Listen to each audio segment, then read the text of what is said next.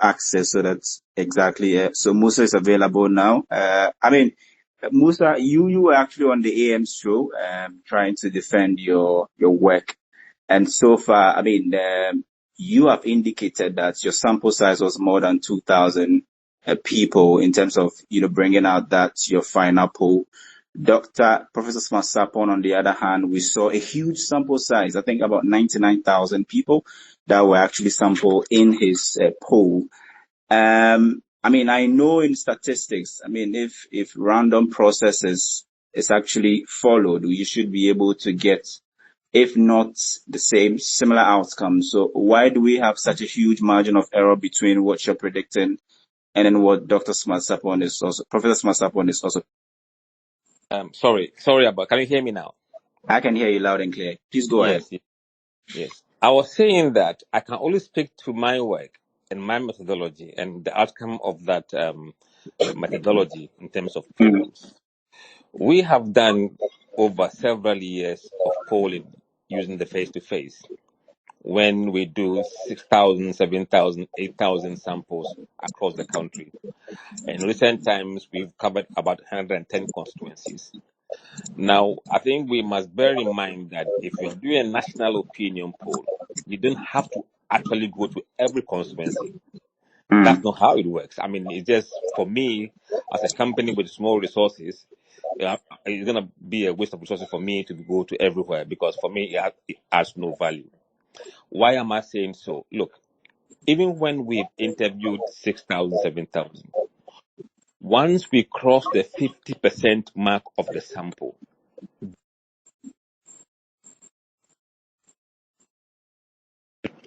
the numbers don't change. So the value of adding more and more and more sample to the sample you've planned to undertake, it will get to a point where you reach a saturation point, where it has no value but cost.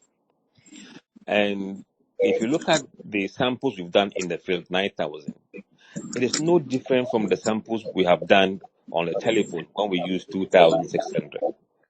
It tells me, or it gives me comfort that, look, our methodology is very sound. It's not giving various outcomes in terms of what we get on telephone and what we get in the field. For me, that is very important. Now, our margin of error is based on the key variables that we establish for ourselves.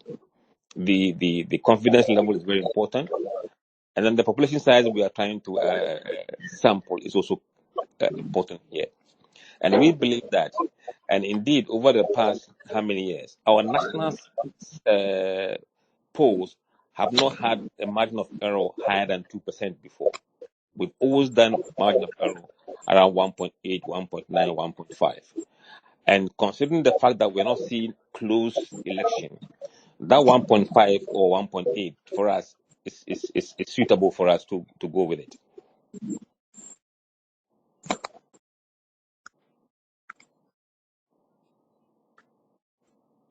Hello, Musa? Yes. Can you hear me? Yeah, I can hear you loud and clear. Yes.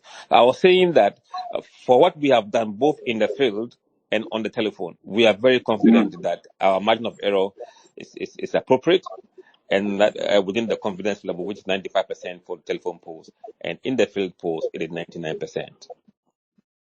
Do you see any, do you think that the margin of error for the field polls and the telephone polls is significant enough to actually, change the outcome of your poll?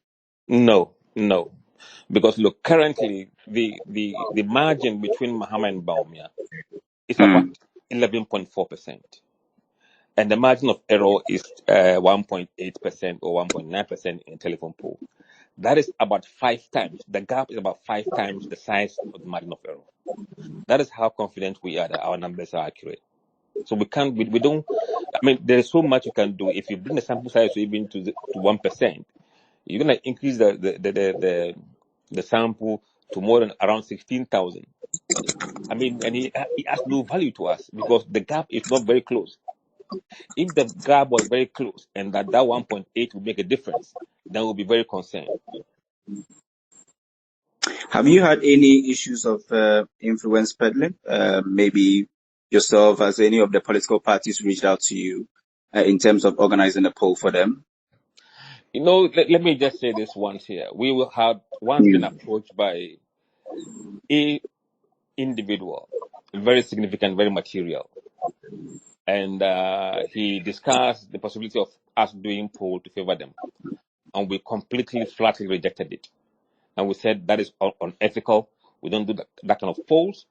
But what I said I could do for him is to assist him to find out what the people are saying and what they could do to change the outcome.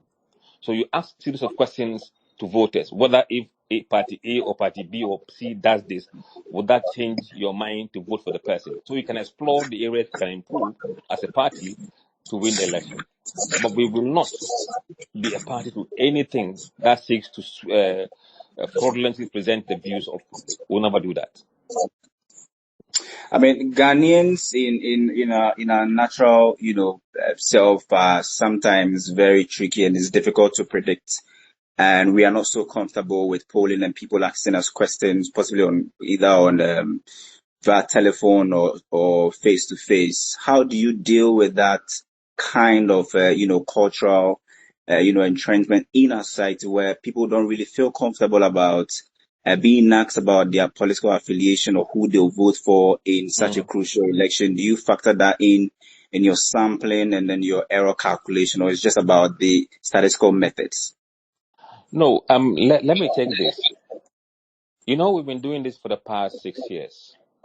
And the experiences we went through in 2019 taught us a very good lesson. And that was the reason why we switched from field survey currently to telephone survey.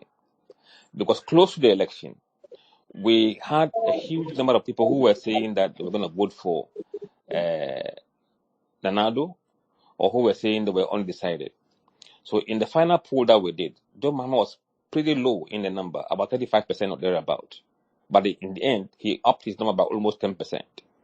But we had about 9% or so people who were undecided. And we believe that they broke heavily in his favor in the last days. Now, what we learned from that lesson is that getting too close to the election at the time, when we were not very popular, we were not known, people were thinking that we had been sent by the government to elicit their views to see how they intend to vote. And remember, sometimes in the small communities, where or which party you vote for sometimes could land into trouble. So from that lesson, we decided that, okay, getting closer to election, we'll try and switch to telephone. And we did that for a purpose. But what we have realized also is that at the same time, because we've become known to the public, we've become a regular household name when it comes to polling, people are now more open and talk to us freely because, look, when we go to the field, we tell them that we are doing this for the purpose of democracy, and that if they want their voices to be heard, they have no chance to call into radio station and get to be allowed to speak. But when they speak to us, their voices are aggregated and reported. And for that matter, they will hear the views of everybody, including theirs, in the report we submit. So they will know what is going on. And then the authorities may intervene to do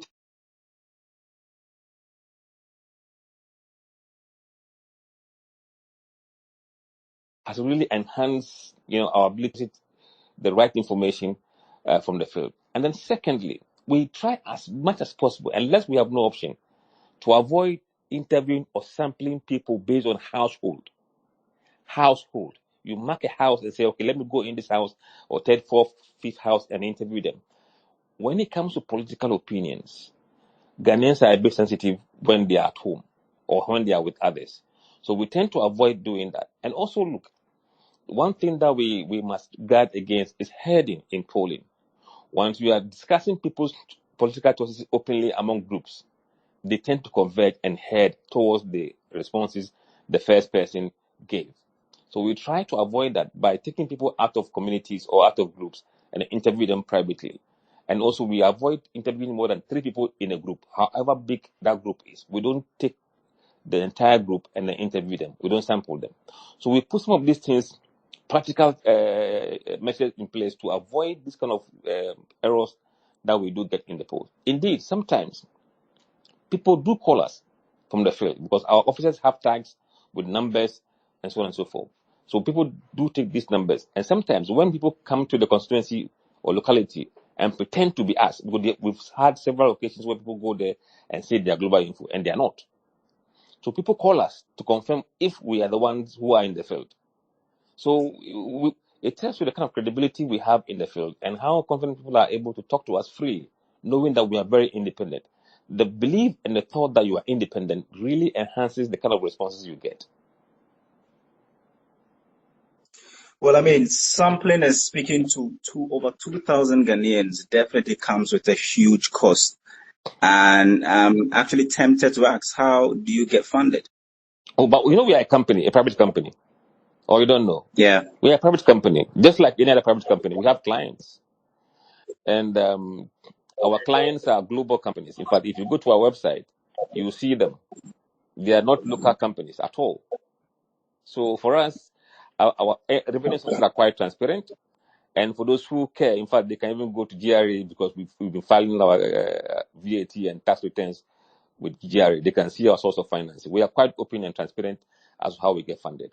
You see, the way we fund this is akin to investment, because what we are doing is building our brand, building our ability to attract bigger clients and international clients. Without doing this opinion poll, we wouldn't have thrown ourselves in the limelight and be able to get the clients who are global, who want us to do things for them. And I believe that it is an investment where we are doing, and it's an investment that we're worth sacrificing for.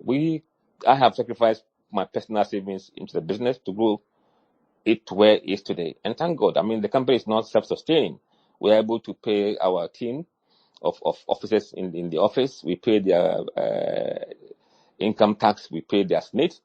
And the guys in the field are volunteers, and we pay them as and when the job comes. So we are quite transparent. And for that matter, I believe that we're not like many others who are not corporate setup. And it is indeed very important that you have to make it a corporate entity, because then you can prove your source of funding. If you are an individual researcher, it's very difficult to say that you funded this on your own. I mean, no matter how interested you are in knowing the election outcome, it's very, very challenging. Even as with all the things we have, with the logistics that we have, with the polling platform we subscribe to, with a network of over 250 people across the country, it's really challenging. We have about 19 regional coordinators, 2 for Ashanti region, 2 for Greater Accra, and 2 for Northern region, because of the size of those places. And it's not easy. It's not easy. But thank God we have a system that is able to, respond to the challenges and be able to be ahead of the game.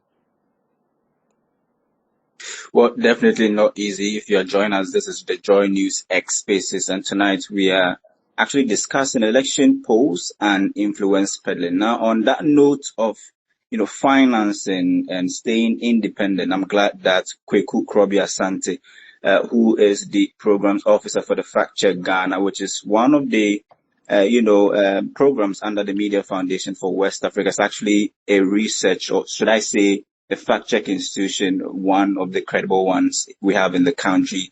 He's connecting with us. Kweku, can you hear me, please? Hi, Kofi. I can hear you. Can you hear me?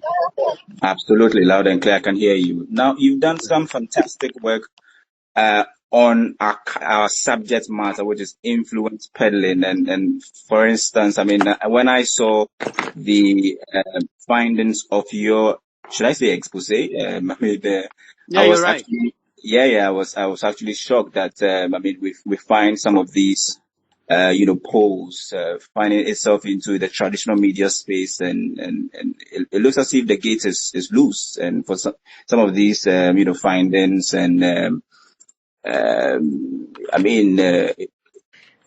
should I say paid for assignment, find themselves in our media space, and we possibly report on them, and then they form opinions on the streets. Can you tell us about, your findings and how you came about, this project? Well, thank you very much, Kofi, and my regards to Musa Dankwa. Pleasure meeting you here, sir, and all others who are connected on this call. Somewhere around September, late September, I was out on the field somewhere in the northern region doing some work, and I came across the report on Outcomes International and the work they had done. Now, when I saw the poll, I hadn't even seen the full documents, even the news story. I think it was a social media card that one of the news platforms, and credible really, one of the news platforms we consider credible, had done a social media card on the poll. So I decided to check on the findings of the poll and perhaps read some more. Now, when I googled their name and the headline that I saw, then I saw that other media houses had similar headlines.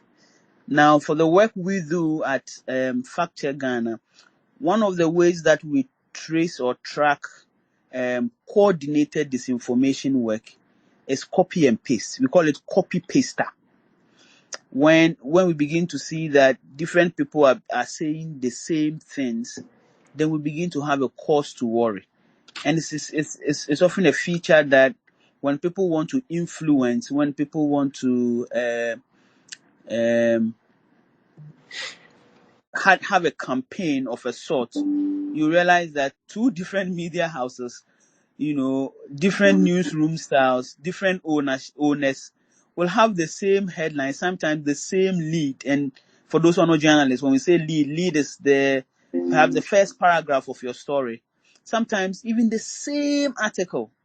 If you don't see anywhere that it's written it's a paid for work or a paid for content, then you should be worried how two different media houses are reporting the same thing and having the same content and things like that.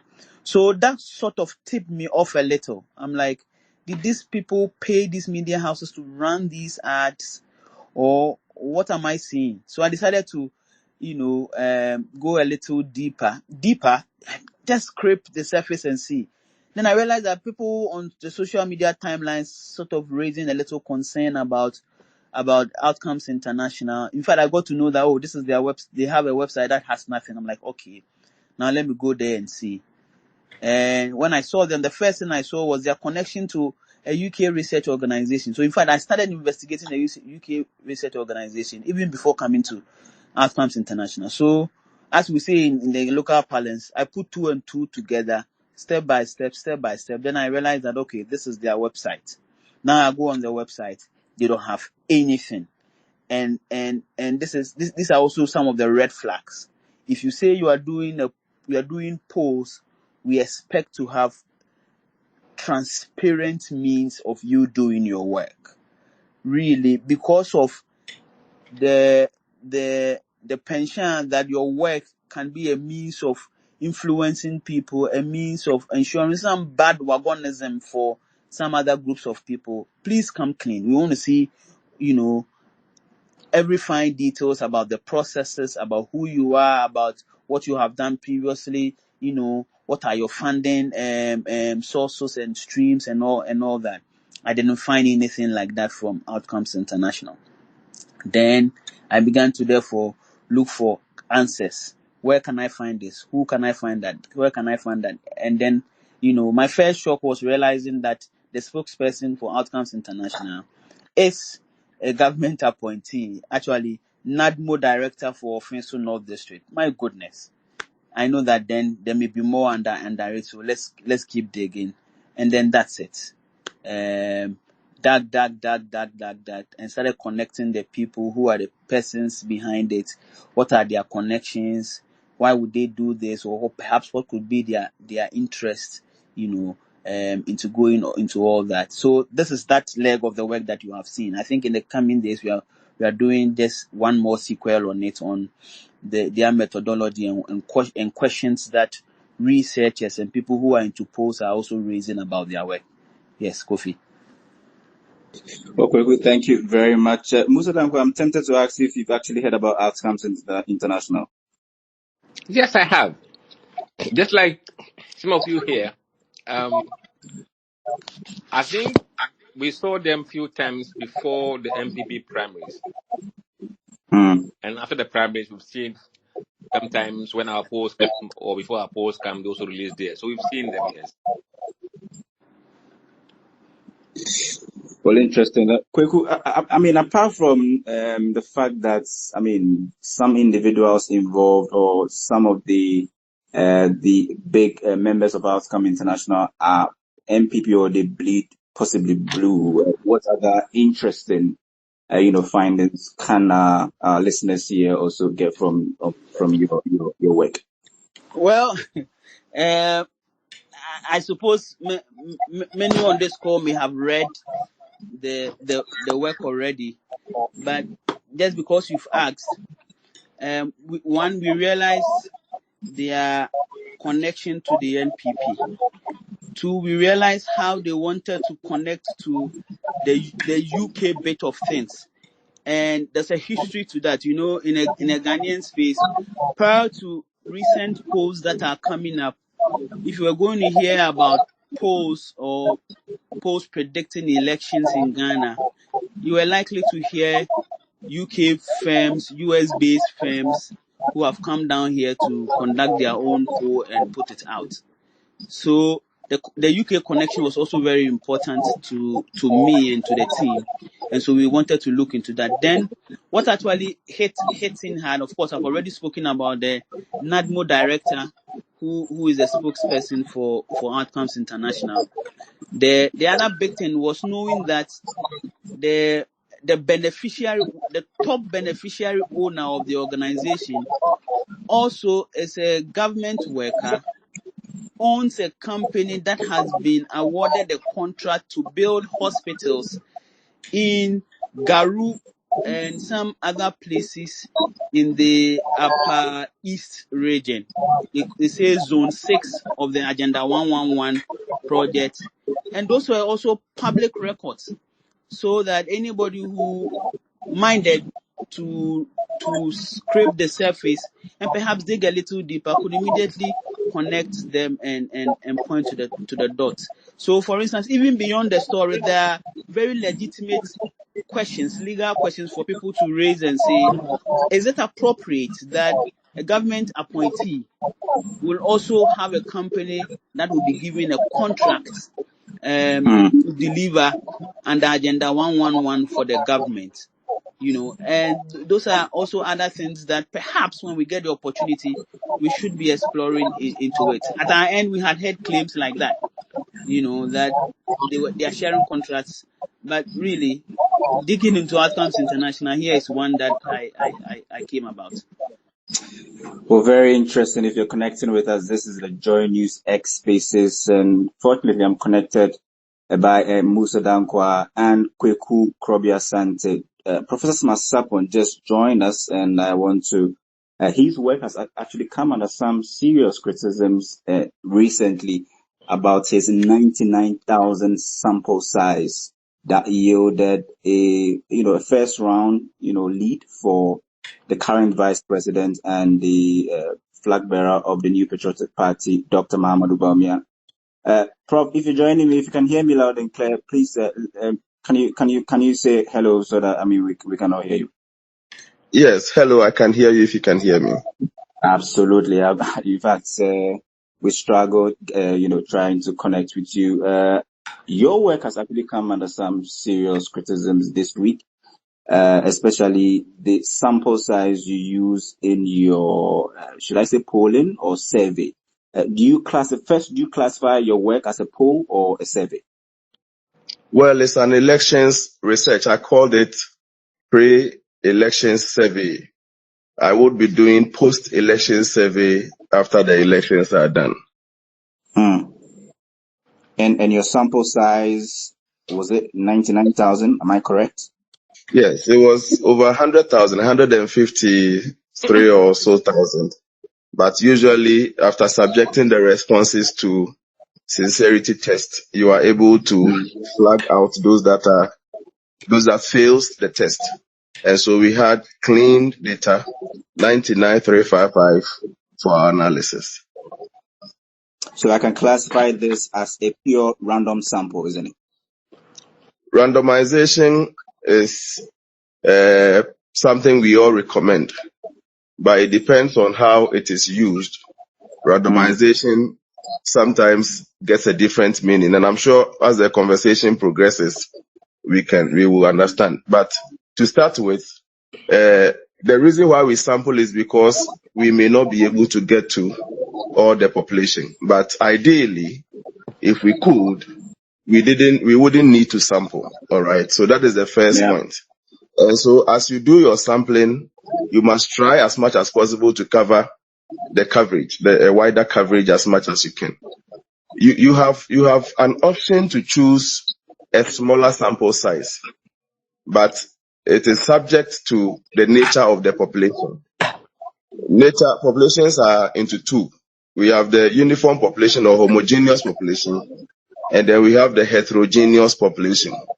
If you're able to convince yourself that the population we have here in terms of advancement, in terms of the way they do their decision, if you're able to convince yourself that the population is not heterogeneous by language, by ethnicity, by political history, by this, by that, then you can comfortably, under the assumption of homogeneity, maybe say.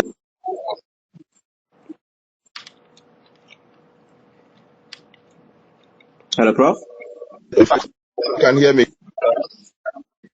Yeah, we lost you briefly, but we can hear you now. I can hear you, please. So if you really wanted to know, for example, the salt content of a big bowl of soup, all right, we all would agree that because the soup has formed a very uniform solution, just a small ladle or small spoonful of the soup can give you an idea of the salt content, the pepper content. So small sample size are actually without problem once you are able to justify that the population in question is uniform or homogeneous. And so you come under strict compellation to do a higher sample size if we agree that the population in question is heterogeneous. And the rule is that if the population is heterogeneous, then the larger the sample size, the more reliable or stable your findings are. So that is what guides many statisticians who hold my view that the type of population we have in Ghana is heterogeneous. In fact, moving from one constituency to the other, you observe heterogeneity by way of boundary, heterogeneity by way of language. And unfortunately for us, a small country called Ghana, and we have over 42 languages written and spoken. We are so much diverse religiously. We are so much, even food creates some sort of heterogeneity amongst us. So I hold the assumption that this population we have is heterogeneous. And I'm guided by the law that says if the population is heterogeneous, then you must as much as possible increase the sample size to gain reliability, stability, a point where the outcomes begins to mimic that of the entire population. Now, speaking of heterogeneity, definitely you've explained that that's what informed your decision to use 99,000, right? You said a large over 100,000. Yes. A large sample size, which I believe is over 100,000, isn't it? Yes. Now, speaking to over 100,000 people in Ghana, considering, how the country is in terms of our layout and difficulties even reaching some very remote areas. I'm tempted to ask how you actually funded this survey or poll. Yes, so it's a valid question. And I'm sure if any firm is starting afresh, it will be very difficult to mobilize the type of resources to manage a poll that takes place in all 275 constituencies. So I agree with you. But I have been in this business for quite a long time. I have been involved in many nationwide field surveys and research activities, both as part of a team of consortium and on my personal grounds, also as perhaps a consultant assigned to do some specific works in the many parts we have in the country. It dates way back to 2009. Even before 2009, there were instances where I joined teams to undertake bigger nationwide research activities. So as I speak to you now, I have team of people, and I can provide for you a list of one person each in each electoral area that we have in Ghana.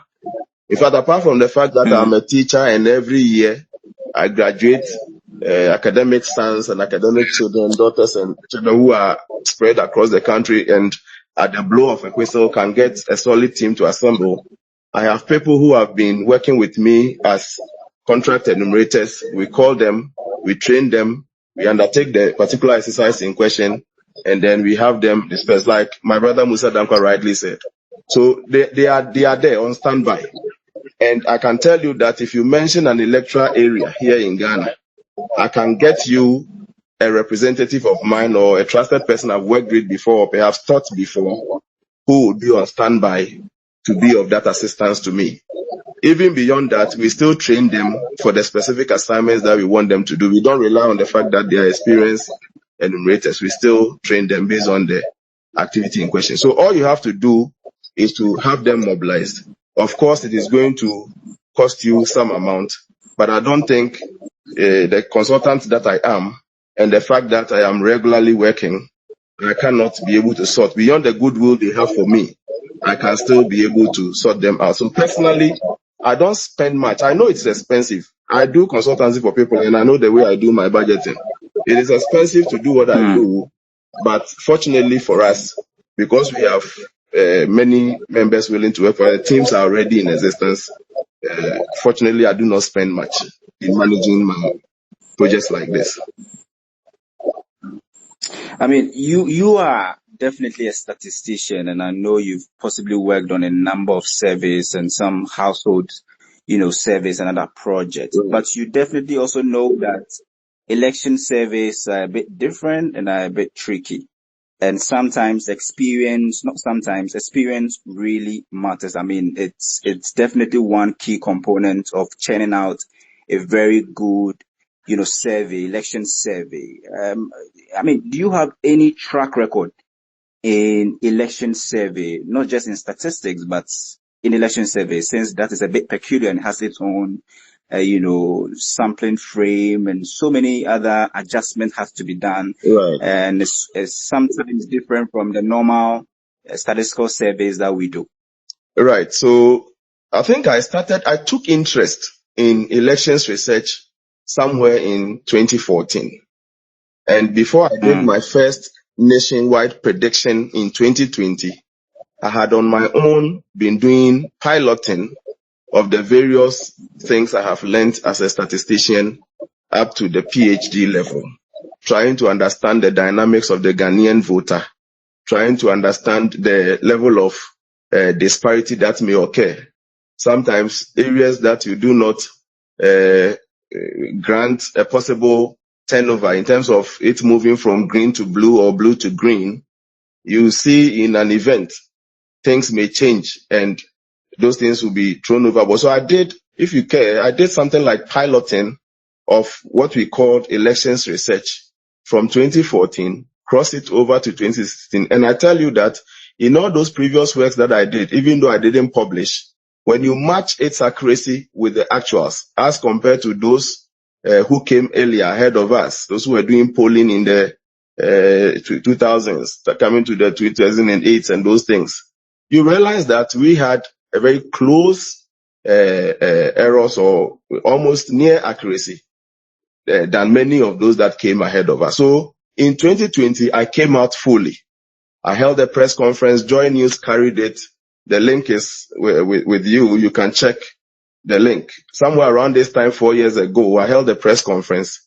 Your team here in Kumasi were part. They published the outcome. And my prediction was that the NPP was going to likely win with a percentage of 51.4. And then the NDC was going to be second with a percentage of 47.6 or so. In fact, there in the 2020 elections, we're talking about the 2020 elections. Yes, the 2020 elections. Okay. I can share the link with your producer if you do not have it, or you can just check Professor Sarpong or 51.4% prediction 2020 and your own platform. The publication your very credible platform published will come for reference sake. So that is what I did, and it was my first ever public engagement. And what I do usually, and I started it in 2020, is that I will call the media because I really don't just want to put out the figures. I am a teacher. I take advantage of every opportunity to drive home a point. So the outcomes are usually not my point, but the process that led to that conclusions that I draw. Because of that, I pull your teams together usually. And then they engage me. They ask very important questions and we try to build some understanding because they will be disseminating the information. And that was my first ever national level prediction in elections research. And you check the outcomes, the actuals that came. If anybody predicted 51.4 and the actual was 51.3 in a very heterogeneous population like ours, then you would know that a lot of statistical reasoning and expertise have gone into that. As for the backlash that came, I'm sure you are aware. This time you are talking about backlash. I had a lot. In fact, at that time, the MPP felt they had done everything they needed to do. Free SHS, this, that, and that. Some predictions have it that they are going to get over 52 point something. Some say 56 and so on and so forth. The NDC felt that the elections were in their hands. Our very useful friends in both NPP and NDC. And when you hear them, in fact, one of them who was a regional secretary at that time told me that tithe is still 10%, seeking to imply that I have taken something and I may have to bring him his share. So, yes, that is how they treated it. And then the actuals came and they were as accurate as we had it in 2020. Subsequent to that, there has been so many individual level activities that I have done. When elections are to be held and I take interest in it and I'm not too busy. Mind you, I am a full-time university professor and I do not usually get time frequently to do these things like others do. So anytime I took interest, I don't hide my findings. I put it out like others do, subject myself to questioning from your friends in the media, and then I get the backlash. Sometimes I feel like quitting, but others tell me, Charlie, once you put yourself in the public space, you must be ready for the backlash. And on those many occasions, about 11 different occasions, not only did the prediction come through marginally, it came through with accuracy levels beyond 99.6%. In fact, the very last one before this national one was a primary that was to replace Napo in Menchia South. Now, hold on for me. Talking about credibility and track record, you made mention of a projection you did in 2020, and in fact, it is true. We have the article on myjawonline.com, and the headline, it was published on the 30th of November, 2020 at around 10:37 p.m. on my Jaw Online. And Nanaya Ojima, one of our, journalists on the actually covered that. The headline was that KSTU Research Center projects at least 51.4% victory for the NPP. And I'm reading the story and I see your picture in there. You predicted 51% for the NPP and 47.1% for the NDC. And in fact, if you look at the final poll, or the final, outcome in that election, it was indeed 51, but not 51.4, but 51.2. And NDC actually had 47.2 and not 47.1. This is actually the most accurate prediction possibly I've ever seen. So, you are right. I'm just looking at the research right now. But if you actually did this in 2020, how come this year's own is actually, attracting that level of backlash? In fact, the reason why, I'm sure Musa too do get backlashes. The only reason why backlashes do occur is because the politicians that we have here in Ghana do not want to accept anything but perhaps good news. They simply feel that instead of a publication not seeking to suggest that election ahead of you. You see, the things we speak about are not things already done. They are things that are in the future. So I say today, for example, the report I shared recently was concluded on the 16th of November. In fact, there are further details to it I have not put out because one press conference cannot contain all the details that needs to be put out. So perhaps in the coming days, I'll be sharing regional detailed breakdowns. And let me see who actually is familiar with the various constituencies that will doubt the findings that I share. Because I can take you to your community and what constitutes the major community level need of your constituency. And no magician can say so for all the constituencies and the various communities that we have. It will only take people who have visited the place. And that is how we elicited our information. We actually do not just who will you vote for and what is this and what is that. No. We first assess the challenges you have in the constituency, the level of support you have enjoyed from politicians, both the sitting MP and the member of parliament or whoever, stakeholders, I mean. And then once that conversation is over, then we ask whether, so do you still have interest in voting? Yes, no. Will you be voting? Yes, no. Okay, so if elections are to be held, which of the candidates are you sure would secure your vote, or are you likely to support? So we use words that are not so emphatic. But the rule is that anybody that suggests that person A is most visible, most accessible, likely to support, is likely to on the D-Day also vote for the person. Researchers are not sorcerers. Researchers are not God. We try to give you information from the ground. And that is all we do. But sometimes, depending on who is reading, they do not go for the quality, the content of the message. They rather throw everything away and they begin to throw backlashes. Earlier, when it started, I was quite worried because, hey, there are many brains in the various universities. Don't doubt the Ghanaian university professors. Go to Legon, go to here University, come to Kumasi Technical University and elsewhere. But because of the attacks that will come on them, many have decided to quiet down in the campuses and then watch them do what they think they have to do. But however false or wrong or dislike you have for a certain research outcome, you don't throw it away. It's a certain message. It's a certain information.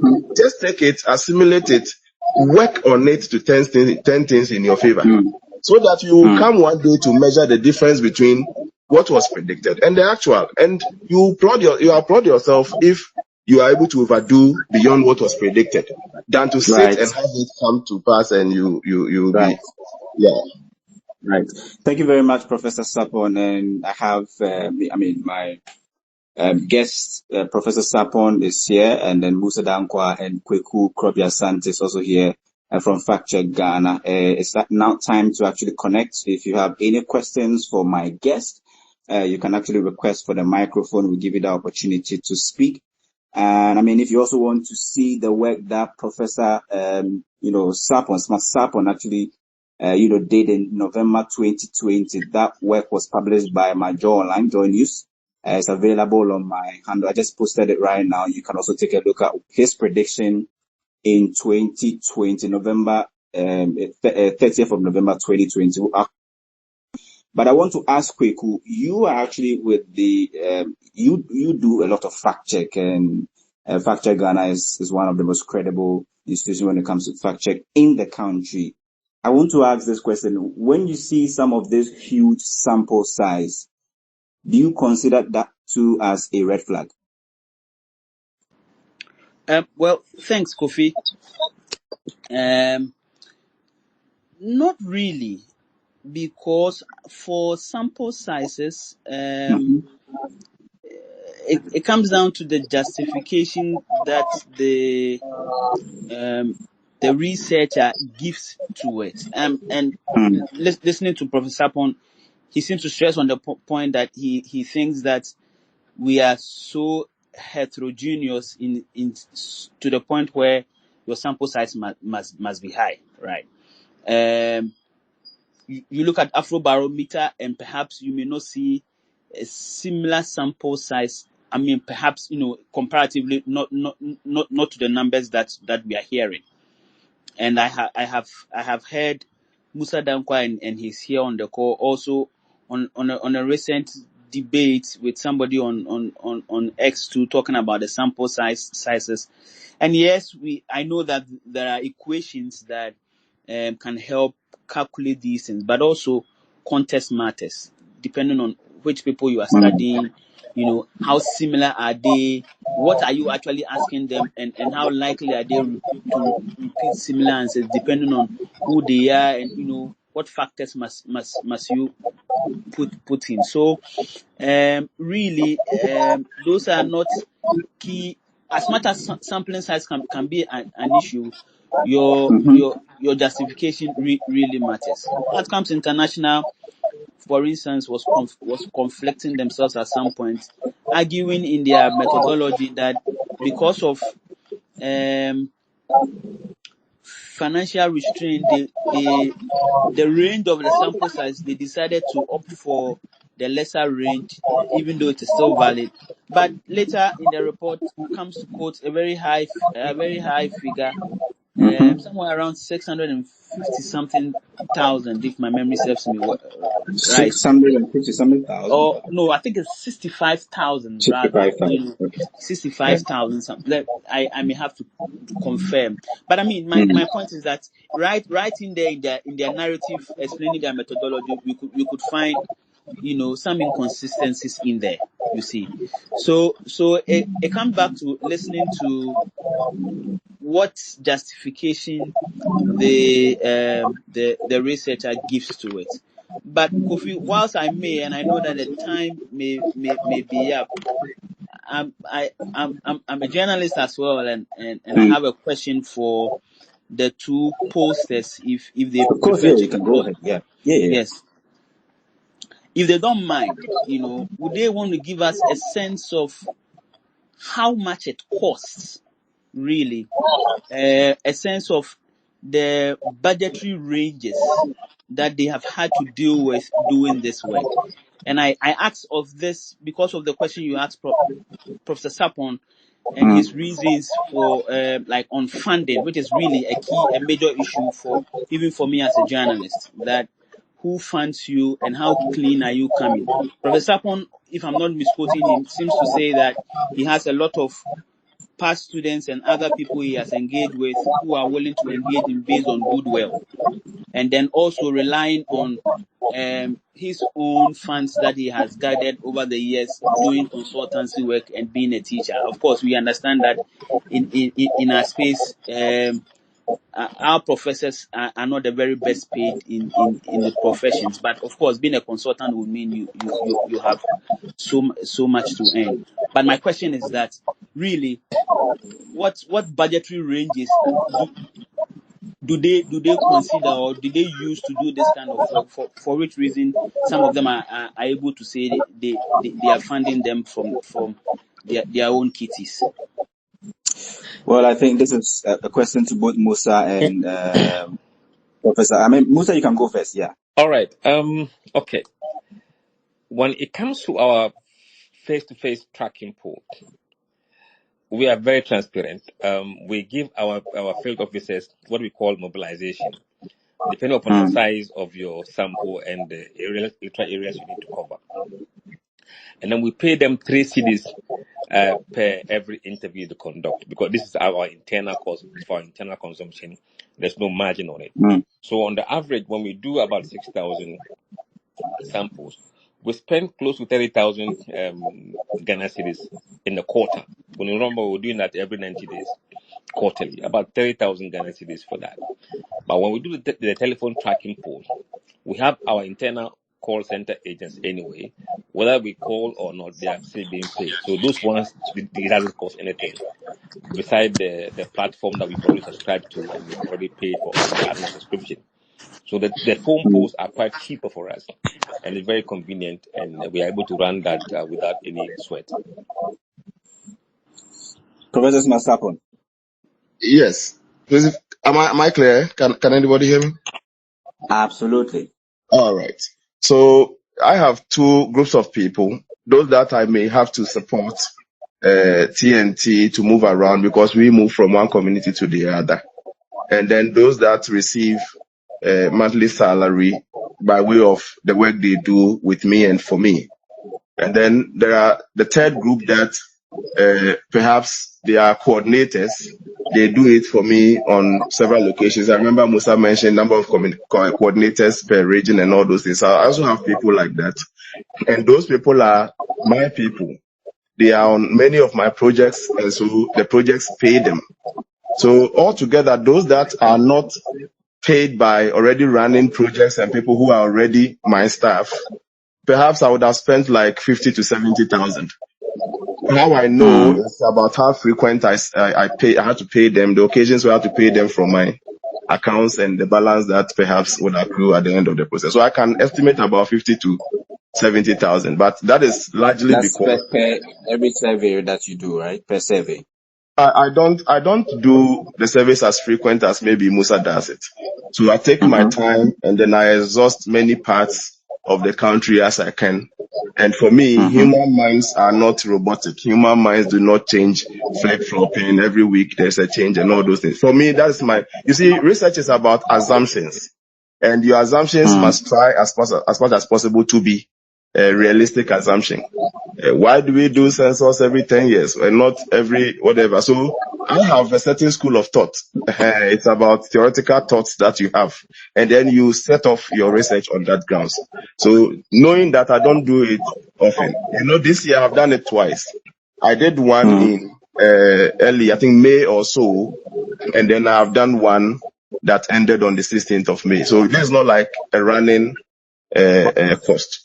And if you come to the academia,